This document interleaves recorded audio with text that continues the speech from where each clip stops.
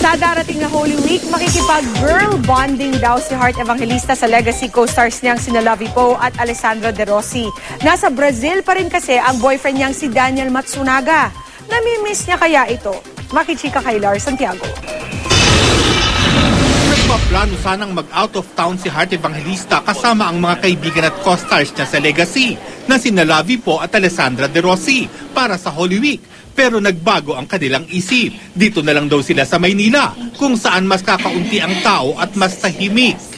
Girl bonding na lang daw ang gagawin nila habang walang trabaho. Meron kami little plans tulad ng pagluluto, ganyan, tas movie watching. Talagang just really vegetate kami sa bahay. Pupunta sila sa bahay ko at doon sila matutulog sa bahay ko. So for how many days magkasama kami. Ngayong nasa Brazil ang boyfriend ni Heart na si Daniel Matsunaga, malaking tulong daw sa kanya ang mga kaibigan para siya malibang. Umuwi si Daniel sa Brazil para ipatanggal ang nodules niya sa ilong at para na rin makasama ang kanyang pamilya.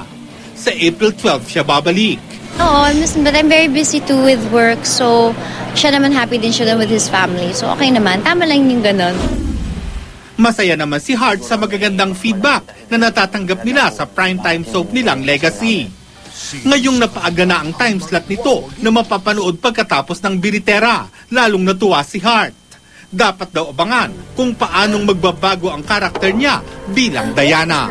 Ay, nako, ang haba-haba ng buhok ni Diana. Abangan na lang nila ang changes sa love life niya. Palaban na ngayon si Diana, hindi na siya na masyadong nagpapaapi sa lahat ng tao and confident na siya ngayon. Lars Santiago, updated sa Showbiz Happening.